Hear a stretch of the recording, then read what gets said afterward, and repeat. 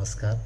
मेरा नाम धर्मेंद्र कुमार मीणा है और मैं राजकीय कन्या महाविद्यालय लालसोट में सहायक आचार्य के रूप में भूगोल विषय पढ़ाता हूं। आज हम इस ई कंटेंट के सेशन में राजस्थान का भूगोल पढ़ेंगे, जिसमें आज का हमारा टॉपिक है राजस्थान का भौतिक या धरातलीय स्वरूप।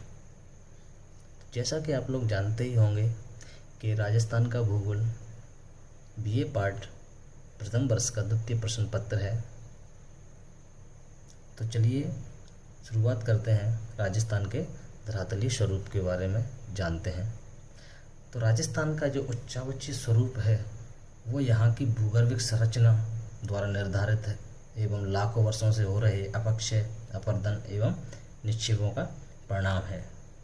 धरातलीय दृष्टि से राजस्थान में स्पष्ट रूप से निम्नलिखित 4 प्रदेश हैं: पश्चिमी मरुस्थलीय प्रदेश, अरावली पर्वतीय प्रदेश, पूर्वी मैदानी प्रदेश, दक्षिण पूर्वी पठारी प्रदेश, जिनको हम राजस्थान के मानचित्र की सहायता से भी देख सकते हैं।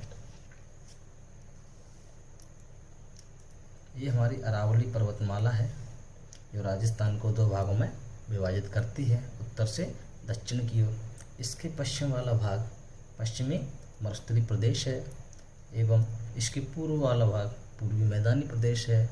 तब पूर्वी मैदानी प्रदेश के दक्षिण पूर्वी भाग में दक्षिण पूर्वी पठारी प्रदेश है। इस प्रकार से राजस्थान के चारों भौतिक भूभागों को हम राजस्थान के मानचित्र की सहायता से देख सकते हैं: पश्चिमी मरुस्थलीय प्रदेश, अरावली पर्वतीय प्रदेश, पूर्वी मैदानी प्रदेश एवं दक्षिण पूर्वी पठारी प्रदेश। तो आज हम पश्चिमी मरुस्थलीय प्रदेश के बारे में विस्तार से जानने की कोशिश करेंगे। तो पश्चिमी मरुस्थलीय प्रदेश का विस्तार अरावली पर्वतमाला के पश्चिम में है। यह एक अर्धशुष्क एवं शुष्क प्रदेश है जिसके संपूर्ण क्षेत्र में बालू का स्तूपों का विस्तार है। तो कहीं बंजर चट्टान है तथा अपरदित शैलों की उपस्थिति है।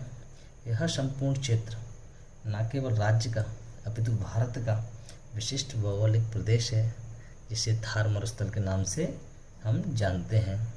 इस संपूर्ण मरुस्थलीय प्रदेश का क्षेत्रफल 1,75,000 वर्ग किलोमीटर है तथा इसके अंतर्गत 12 जिले राजस्थान के सम्मिलित किए जाते हैं, जिसमें शेखावाटी के 4 जिले नागौर, चूरू, सीकर, झुंझुनू, इसके अलावा हनुमानगढ़, गंगानगर, बीकानेर, जैसलमेर, बाड़मेर, पाली, जालौर एवं जोधपुर को शामिल किया जाता है।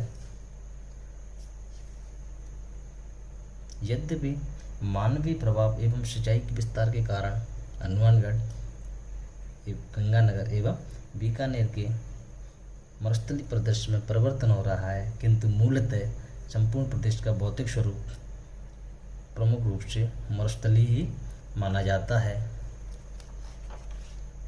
अगर हम इस मरुस्थलीय प्रदेश के सामान्य ढाल की बात करें तो इसका सामान्य ढाल पूर्व से पश्चिम की ओर, उत्तर से दक्षिण की ओर है तथा इसकी औसत ऊंचाई उत्तरी भाग में समुद्र तल से 300 मीटर तथा दक्षिणी भाग में समुद्र तल से 150 मीटर है।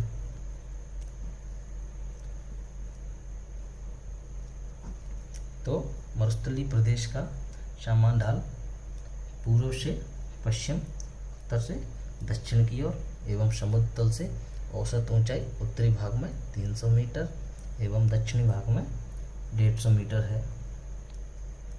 इसके बाद हम देखते हैं कि उच्चावचीय दृष्टि से मरुस्थलीय प्रदेश के 4 उप प्रदेश हैं: महान मरुस्थल। महान मरुस्थल का विस्तार भारत पाक सीमा के सहारे है। दूसरा है बाड़मेर, जैसलमेर, बीकानेर का चट्टानी प्रदेश। इसका क्षेत्र बाड़मेर, जैसलमेर, बीकानेर नगरों के चारों ओर अपरदित ग्रेनाइट एवं चूना पत्थर की चट्टानें हैं। इसके अलावा तीसरा है लघु मरुस्थल। लघु मरुस्थल का विस्तार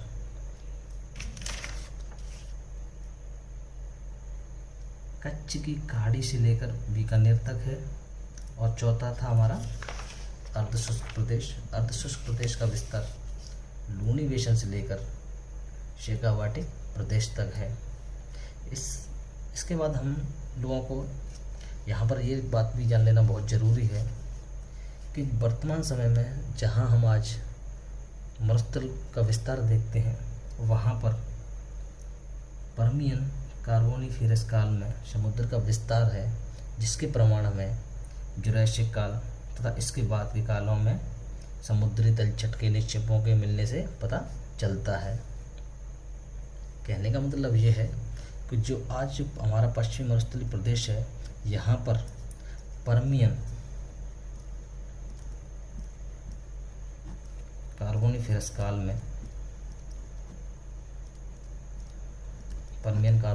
काल में यहाँ पर समुद्र का विस्तार था, जिसके प्रमाण हमें जुरासिक काल तथा उसके बाद जो काल आए हैं उनमें यहाँ पर हमें समुद्री तलछट के निक्षेप मिले हैं, जिसके आधार पर हम इसका पता लगाते हैं कि यहाँ पर समुद्री विस्तार था पर्मियन कार्बोनिफेरस काल में।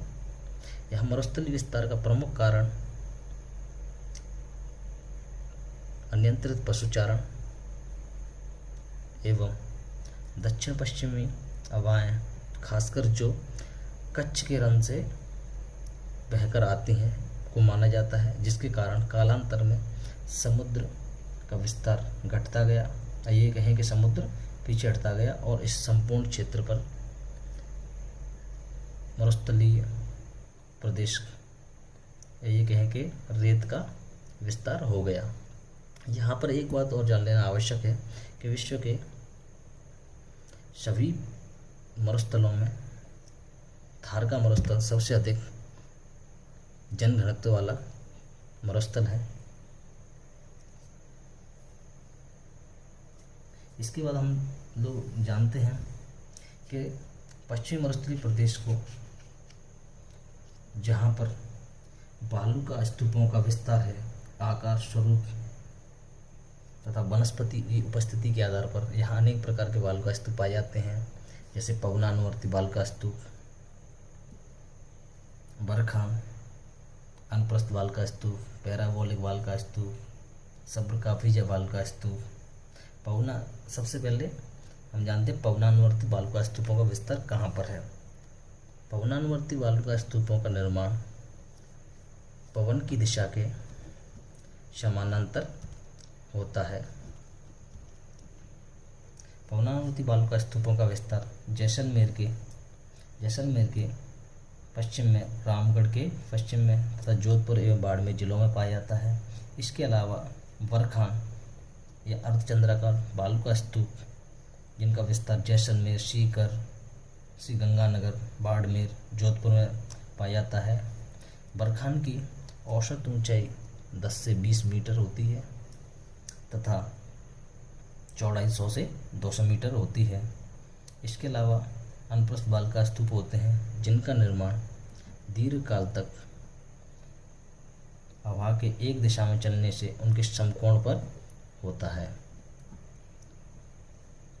जिनका विस्तार बीकानेर, हनुमानगढ़, गंगानगर, चूरू, झुंझुनू जिलों में पाया जाता है। इसके अलावा पैराबोलिक बालू का स्तूप होते हैं, जिनका विस्तार संपूर्ण मरुस्थलीय क्षेत्रों में है। इनके निर्माण में मरुस्थलीय वनस्पति का प्रमुख रूप से योगदान रहता है, जिसके अनेक रूप हैं तारा बालू का स्तूप, सब्रकाफिजा बालू का स्तूप।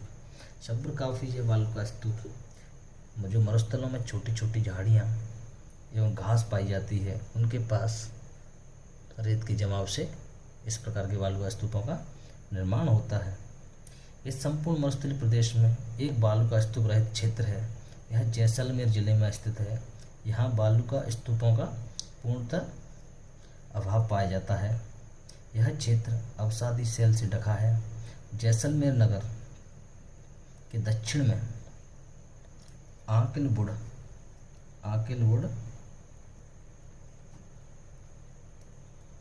फॉसिल पार्क है। आकिलवुड फॉसिल पार्क आज जैसलमेर जिले के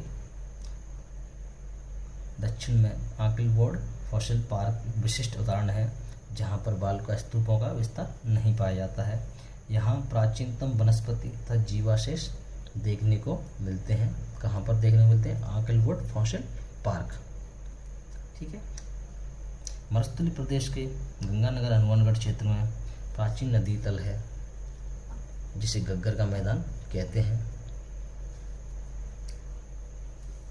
इसके बाद हम देखते हैं कि मरुस्थलीय प्रदेश को 4 बृहद भू-आकृतिक प्रदेशों में विभाजित किया गया है, जिसमें सबसे पहले शुष्क रेतीला मैदान, दूसरा लूणी जवाई बेसिन, तीसरा शेखावाटी प्रदेश और अंतिम है गग्गर का मैदान। लूणी जवाई बेसिन, शेखावाटी प्रदेश, गग्गर का मैदान एवं शुष्क रेतीला प्रदेश। अब सबसे पहले हम शुष्क रेतीला मैदान के बारे में पढ़ेंगे। यह शुष्क रेतीला मैदान, यह क्षेत्र पश्चिमी मरुस्थलीय क्षेत्र में 25 सेंटीमीटर समवर्षा रेखा के पश्चिमी भाग में अवस्थित है, जिसके अंतर्गत बाड़मेर, जैसलमेर तथा बीकानेर जिले एवं जोधपुर एवं चूरू जिले का पश्चिमी भाग शामिल किया जाता है।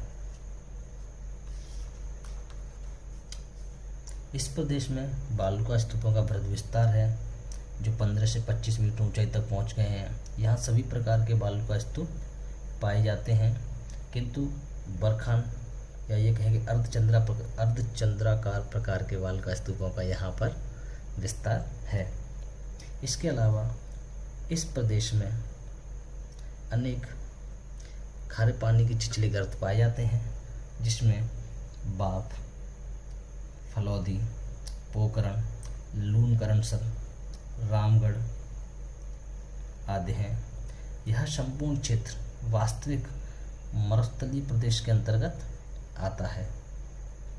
तो ये 25 सेंटीमीटर की समवर्षा रेखा है, जो हमारे पश्चिमी मरुस्थलीय प्रदेश को 2 भागों में विभाजित करती है। उसका पश्चिमी भाग शुष्क प्रदेश के अंतर्गत आता है। ठीक है। दूसरा हमारा बृहद भाग है लूणी जवाई बेसिन। लूणी जवाई बेसिन के अंतर्गत पाली, जालौर, सिरोही, जोधपुर, नागौर के दक्षिणी भागों को सम्मिलित किया जाता है। इस क्षेत्र में लूणी नदी एक प्रमुख नदी है, जो अजमेर के निकट अरावली पर्वतमाला से निकलकर कच्छ के रण में समाहित हो जाती है। इसकी अनेक सहायक नदियां हैं, जैसे बोंडी, गोइया, सूकड़ी, जवाई आदि हैं, जो अंशकालिक हैं, जो वर्षा काल में प्रवाहित होती हैं। लूणी नदी का संपूर्ण अपवा क्षेत्र एक जलोढ़ मैदान है, जिसे लूणी बेसिन के नाम से हम लोग जानते हैं। इस क्षेत्र के कुछ हिस्सों पर लवणीयता भी दृष्टिगत होती है, विशेषकर वह क्षेत्र जो कच्छ के रण के आसपास है। तीसरा हमारा जो प्रदेश है वो है शेखावाटी प्रदेश। शेखावाटी प्रदेश के अंतर्गत झुंझुनू, सीकर, चूरू जिले तथा नागौर जिले का उत्तरी भाग शामिल किया जाता है। यह प्रदेश मध्यम एवं निम्न ऊंचाई के बालुका स्तूपों से युक्त रेतीला मैदान है। यहाँ कोई साल भर प्रवाहित होने वाली नदी नहीं है। यहाँ पर मेघा, रूपनगढ़ प्रमुख नदियाँ हैं, जो अरावली पहाड़ियों से निकलकर सावर झील में गिर जाती हैं। इनके अलावा कांतरी नदी है, जो अरावली पर्वत श्रेणी से निकलकर उत्तर पश्चिम की ओर प्रवाहित होते हुए राजगढ़ के निकट रेत में समाहित हो जाती है। इस क्षेत्र में भी यही कहें कि इस प्रदेश के अंतर्गत भी खारे पानी के छिछले गर्त पाए जाते हैं, जिसमें प्रमुख रूप से डीडवाना, डेगाना, तालछापर, सुजानगढ़, कुचामन आदि महत्वपूर्ण है। और जो सबसे लास्ट में हमारा भूभाग है, ये भौतिक भाग है, वो है गग्गर का मैदान। घग्गर के मैदान का विस्तार गंगानगर, हनुमानगढ़ जिलों में है, जिसका निर्माण घग्गर नदी की बाढ़ से हुआ है। घग्गर नदी को प्राचीनतम सरस्वती नदी के नाम से जाना जाता है, लेकिन वर्तमान समय में घग्गर नदी को मृत नदी के नाम से जाना जाता है या कहा जाता है, क्योंकि इसका प्रवाह तल स्पष्ट रूप से दृष्टिगत नहीं होता है, लेकिन वर्षा काल के समय न केवल इसमें जल प्रवाहित होता है, अब तो बाढ़ भी आ जाती है। वर्तमान घग्गर नदी प्राचीन वैदिक कालीन नदी है, जिसे मैंने पहले बताया था, जिसे क्या कहते थे, सरस्वती के नाम से जाना जाता था, जिसका उद्भव हिमालय से या शिवालिक श्रेणी से होता था। घग्गर नदी के तल को स्थानीय भाषा में नाली के नाम से जाना जाता है। इस मैदान का विस्तार हनुमानगढ़, गंगानगर के सूरतगढ़ होते हुए पाकिस्तान तक है। इस संपूर्ण क्षेत्र में एक समतल मैदानी क्षेत्र है, जहां सिंचाई सुविधाओं के विस्तार से यह राज्य का प्रमुख फसल उत्पादक क्षेत्र बन गया है। प्रारंभ में यहाँ गंगा नहर द्वारा और वर्तमान में इंदिरा गांधी नहर द्वारा पर्याप्त मात्रा में सिंचाई सुविधाओं का विस्तार होने से मरुस्थलीय परिदृश्य में परिवर्तन हो रहा है। अर्थात कहने का तात्पर्य इसका यही है